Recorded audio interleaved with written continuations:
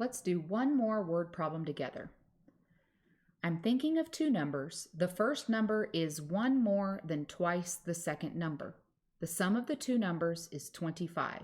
What are my two numbers? So this one, in my opinion, is also fun because, again, it feels like I'm solving a riddle, which I find more fun than thinking about solving equations. Okay, so there are two things I'm trying to figure out here. Number one and number two.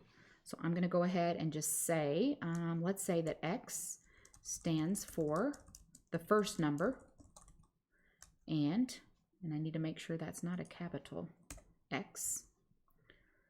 And then Y stands for the second number. All right. So once again, in my opinion, the hardest part is setting up the equations, writing them, and trying to figure out how to get them just perfect. All right, so let's reread our sentences and see if we can turn those sentences into equations. So the first sentence after the one that says I'm thinking of two numbers is the first number is one more than twice the second number. So in this scenario, I'm going to try to literally take those words in the sentence and put them into mathematic symbols. So let's look at that together. The first number, well, the variable I picked to represent the first number is X. So I'm going to write X, and then that word is can be replaced with an equal sign. The first number is one more than twice the second number. Twice the second number typically means I'm multiplying by the second number. So I'm going to write that as 2y, and then one more than that, so plus 1. You could also say X equals 1 plus 2y. Same situation. All right, the next equation, in my opinion, this one's actually a little bit easier. As long as I know what that word sum means, it says the sum of two numbers is 25. I know that sum is the answer to an addition problem. So that means my second equation is going to be written as X plus Y equals 25. So I know those two numbers add together to equal 25. Voila, I've got my system of equations. Determine the most efficient method and solve the system.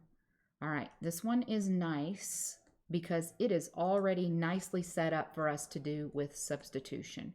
So I'm going to go ahead and the reason it's set up for substitution, or in my opinion, that's the easiest way to solve it, is because our first equation is X equals.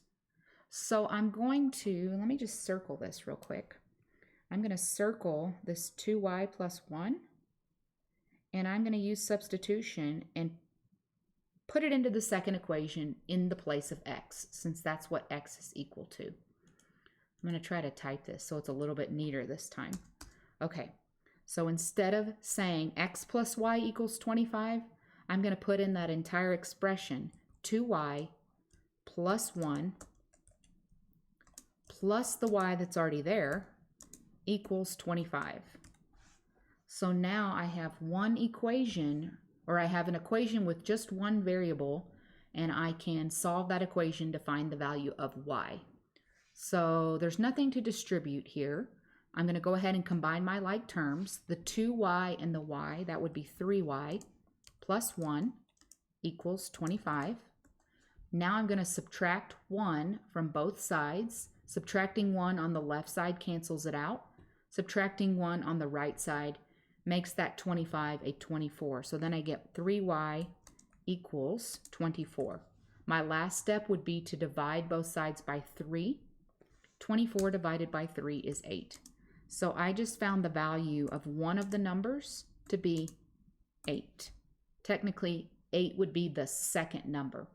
So now I'm going to use that value of y, and I'm going to plug it back into the first equation to figure out x. So I'm going to use the first equation, which is 2y, x equals 2y plus 1, and I'm going to replace the y with an 8. So x equals 2 times 8 plus 1. Okay? And now I'm going to solve the equation. 2 times 8 is 16.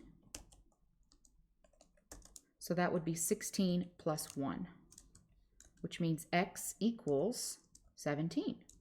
Or at least I think it does, but I want to check my work. All right, so now, since I used the first equation to check my work, or not to check my work, since I used the first equation to help me solve for x, I'm going to use the second equation to check my work. 8 plus 17 equals 25. Guess what? 25 equals 25, so it checks. Gosh, I think this is the easiest one we've done all day. All right, so the first number, which we had as x, would be 8. No, excuse me. The first number is 17, and the second number is 8. I hope that you found this a little bit more like a riddle and less like something stressful.